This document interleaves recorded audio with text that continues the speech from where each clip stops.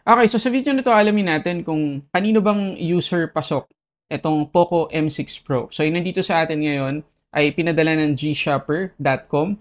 Puwede niyo i-check yung kanilang website, napakadami nilang ibinebenta do'n na mga phones or phone accessories at iba pang mga gamit na kung minsan hindi na natin makita sa iba pang mga e-commerce website dito sa Philippines. So maganda i-check niyo. So sila yung nagpadala nito sa atin. So unbox na muna natin. Okay, so kulay yellow yung box nitong M6 Pro. Tanggalin muna natin yung plastic. So yung pinadala dito sa atin ng G-Shopper ay yung 8 to 56 GB na variant. Tapos ang colorway ay blue. Pag open natin ng box, ang unang bubungad sa atin ay syempre document sleeve. Meron niyang SIM ejector pin, merong mga documentations, at itong case. Ay hawig na hawig doon sa case ng Redmi Note 13 Pro Plus 5G. So napakalaki ng butas niya dito sa kanyang camera. So hindi 100% protected yung camera natin. Okay, ito na yung ating M6 Pro na yung balot ay merong top specs. At tanggalin natin. So makikita nyo guys na itong M6 Pro na blue ay ang ganda talaga na itsura. Tapos dual tone siya. Mas glossy yun dun sa may camera part. Pero yung may bandang baba ay mas less yung pagka-glossy. Pero glossy pa rin. So mamaya pag-usapan pa natin tong design. Sa ilalim ng box makikita natin 67 watts na charger. At yung kanyang USB-C to USB-A cable. Okay, para lang magka-idea kayo sa itsura nitong Poco M6 Pro kapag may case. Ayan siya guys. Ayan.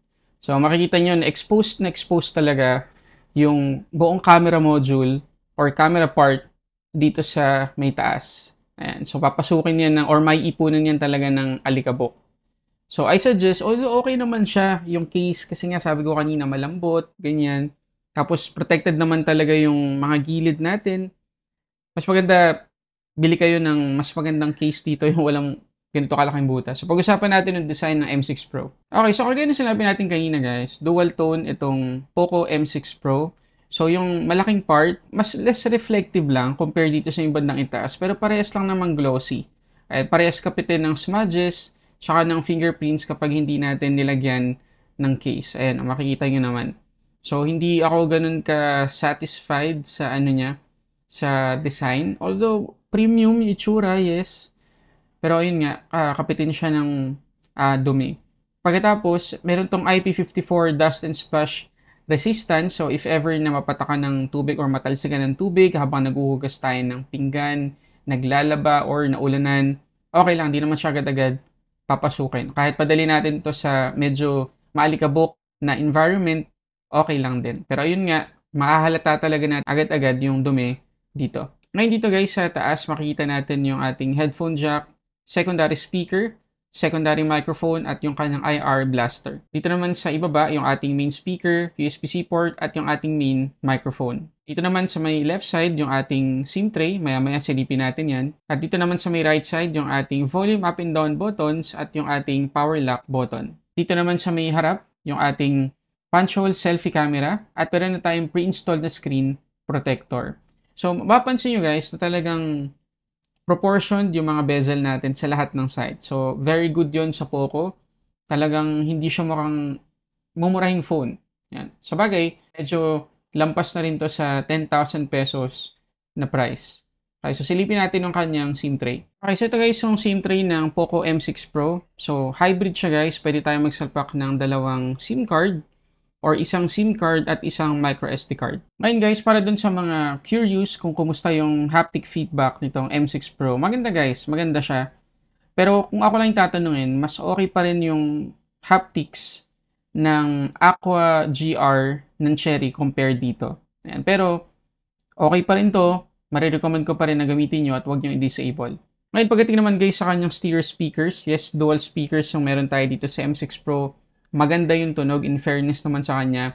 Merong depth, meron ding bass, so hindi sabog yung tunog natin kahit pa itodo natin yung max volume.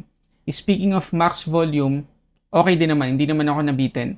Basta ang suggestion ko lang, dahil Dolby Atmos yung kanyang speakers, lagi nyong i-on doon sa kanyang notification panel or quick control para mas maganda yung tunog at mas feel natin yung separation ng left at right. Ayun guys, so kapag pumunta tayo dito sa quick settings, ayan, Dolby Atmos, kapag dinisable natin yan or in-off natin, mapi-feel talaga natin na yung tunog ay mababawasan ng quality. At nga pala guys, if ever na ayaw nyo ng kulay blue na color dito sa M6 Pro, meron pa tayong black tsaka purple.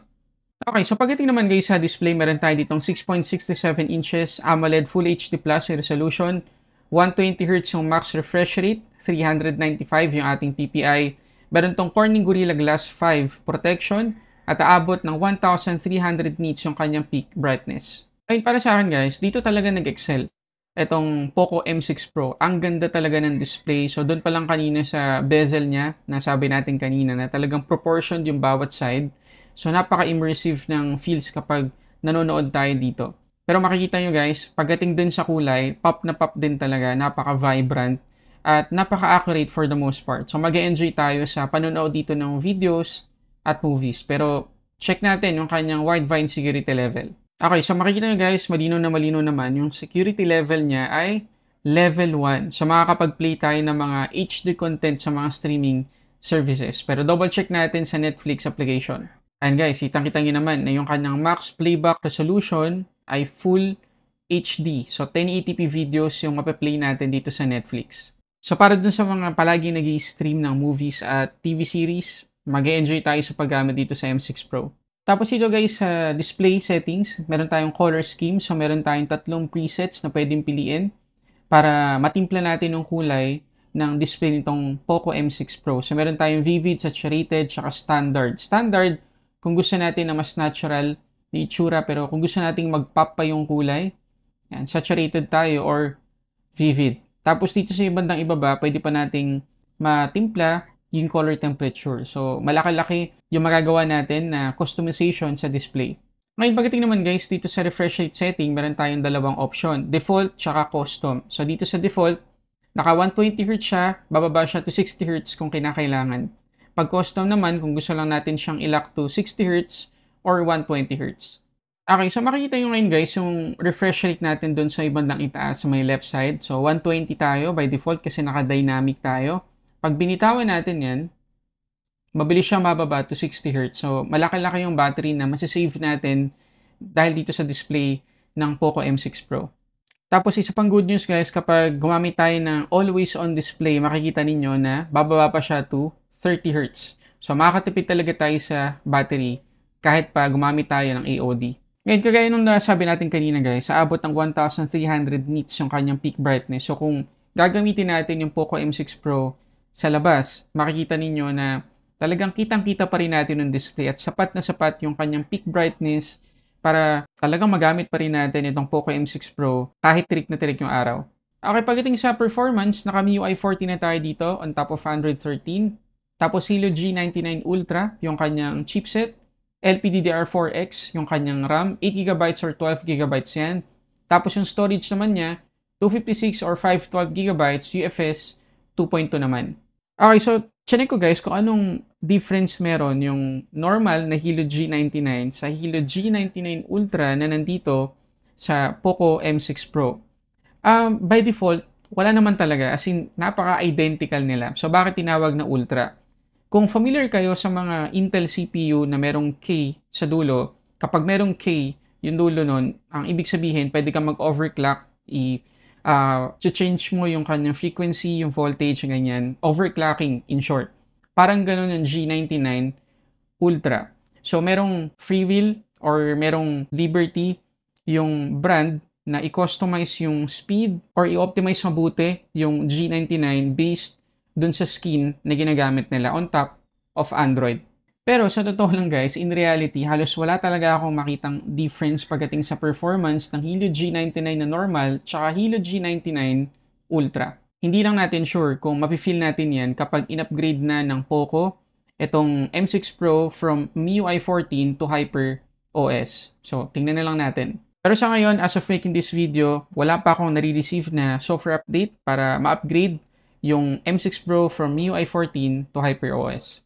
Tapos guys, itong M6 Pro ay merong memory extension up to 8GB. So, pwedeng umabot ng up to 16GB yung ating RAM kung naka 8 to 56GB tayo. Pero maya-maya tingnan natin yung effect ng kanyang memory extension sa performance using Antutu.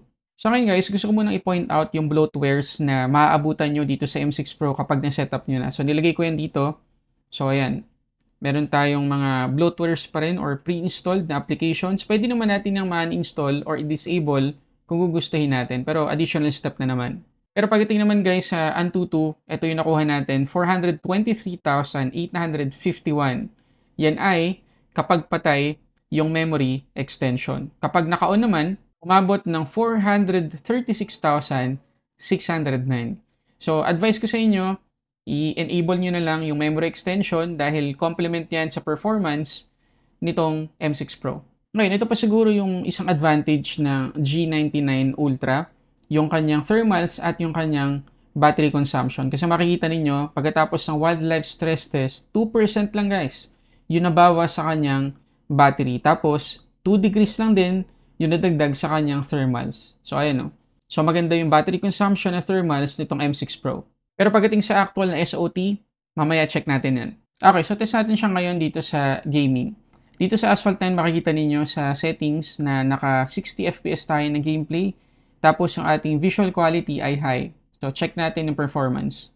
Okay, so makikita nyo naman guys na hindi niya na-generate lahat ng graphics pero napaka-decent naman ng graphics natin dito. Hindi naman kanto-kanto, hindi naman potato quality. At higit sa lahat, wala tayong nafe-feel na struggle dito sa M6 Pro. And wala tayong frame drops, ganyan, hindi rin naglalag. And okay naman siya. Okay? So, kung mag-games tayo dito, kakayanin naman nitong M6 Pro. Huwag lang nating i-expect na pagdating sa graphics, may experience natin yung highest quality. Okay, so dito naman guys sa NBA Infinite. So, makikita ninyo dito sa graphics quality or graphics settings natin na madami tayong na naka-super, kagaya ng resolution, FPS natin naka-super. So, may expect natin na yung ating gameplay ay abot ng 120 Hz. Tapos, yung material quality high, texture super, and yung lang natin, yung anti-aliasing lang, talagang naka-off. So, hindi niya kaya yung mga ganong klase ng enhancement sa graphics. So, check natin yung performance. Okay, so kapag maglalaro tayo dito sa NBA Infinite, make sure lang natin dito sa game Turbo na naka-performance mode tayo or naka-boost. So, check natin. So far, ayan, makikita ninyo, umaabot tayo ng mahigit 100 FPS. Okay naman siya, guys. Pagdating sa feels, wala man akong masabi. Napaka-smooth naman. Ayan, okay naman siya. Ayan. So, again, umaabot tayo ng mahigit 100 FPS dito sa NBA Infinite. So, napaka-smooth talaga. Okay, so pagdating sa gaming, okay naman na magiging performance ng M6 Pro. Hindi naman tayo bibiguin. At ulitin ko lang, pagdating lang sa graphics, hindi natin palaging i-expect na makakayanan niya yung highest graphic settings sa isang game. Okay, so pag-usapan naman natin ngayon guys, yung camera. So, meron tayong 64 megapixels, 1.8 aperture na merong OIS. Yung kanyang ultra-wide ay 8 megapixels. Yung kanyang macro camera, 2 megapixels, yung selfie camera naman ay 16 megapixels. So, tingnan natin yung mga sample photos at videos. Okay, so habang i-discuss natin guys yung photos at video samples nitong Poco M6 Pro, ang nakikita nyo ngayon ay yung mismong 1080p video recording dito sa selfie camera niya. So, yung selfie camera okay naman. In-expect ko na yun na talagang 1080p lang kasi nga yung ibang flagship ng Xiaomi or ng Poco, wala pang 4K. Kailan lang nagkaroon. So, ito pa kaya. So, okay naman siya overall. Maganda naman yung texture natin. Hindi naman tayo mukhang manikin. Ganyan, okay din naman yung kulay. Pagdating naman sa rear photos, makikita nyo ngayon na okay naman siya. Hindi siya ganun hindi siya ganun kaliwanag. Hindi ko rin gusto yung kulay niya. So, hindi nag-excel sa mobile photography itong M6 Pro. So talagang doon siya sa doon siya sa side ng performance at gaming. Again, pagdating sa photos, hindi ganoon kaganda. Pero tingnan natin yung video niya sa rear camera. So sabi niya, or sabi ng Poco, meron tayong OIS dito. So dapat expect natin na sobrang smooth ng video recording kahit pa naglalakad tayo. Pero makikita nyo ngayon na merong jiggle effect kapag naglalakad tayo. Hindi siya ganun ka-stable. I mean, stable siya pero medyo may medyo may alog ng kaunti. So, hindi ko ma-feel yung OIS dito sa camera ng M6 Pro. Okay guys, ano masasabi nyo? Comment kayo sa baba. Okay, so dito naman tayo sa kanyang battery. So meron tayong 5,000 mAh na battery capacity, capable sa 67 watts na fast charging. Ngayon ito guys, yung actual na SOT na nakuha natin sa PCMark. 12 hours and 2 minutes. Ang setting natin yan ay naka 50% brightness, auto yung ating refresh rate, at naka-off yung ating memory extension. So, pwede pa itong mag-improve depende sa ano natin, sa usage natin. Pero, itong 12 hours and 2 minutes na nakuha natin ay okay na, pasado naman na para sa ganitong phone. Ngayon, pagdating naman guys sa charging, from 17 to 100%, 47 minutes ko lang na-charge itong Poco M6 Pro. So, mabilis talaga. Okay, so ano masasabi natin guys dito sa Poco M6 Pro? Kung kayo ba'y tatanungin, bibili nyo ba yung phone na to? Comment kayo dyan sa baba. Kung ako naman yung tatanungin nyo, depende ulit kung anong klaseng user tayo. Kung ang hanap talaga natin sa isang phone na ganito yung presyo ay pang photos, pang videos, wag na, skip nyo na itong Poco M6 Pro, hindi siya nag-excel sa camera performance. Saan siya nag-excel? Nag-excel siya unang-una sa display. Napakaganda ng display ng phone na to, 120Hz AMOLED, tapos pwede siya sa HD content sa mga streaming services, Full HD sa Netflix. So mag-enjoy tayo pagdating sa media consumption. Tapos pagdating naman sa performance, nakita niyo naman kanina na medyo mataas yung nakuha nating Antutu score. Okay din siya pagdating sa casual gaming at kahit dun sa medyo mabigat na mga games. Tapos napaka-acceptable na rin ng battery life na nakuha natin dito sa M6 Pro. So, hindi siya para doon sa mga user na pang photos, videos yung hinahanap sa isang phone. Para to doon sa mga user na ang primary na gamit sa phone ay pang media consumption, pang gaming, at gusto ng matagal na battery life at mabilis na charging. So, kung kayo user na yon, bilhin nyo na yung phone na to. So, yun na guys, maraming salamat sa panonood para sa samot-saring unboxing and reviews. This is Sulit Tech Reviews.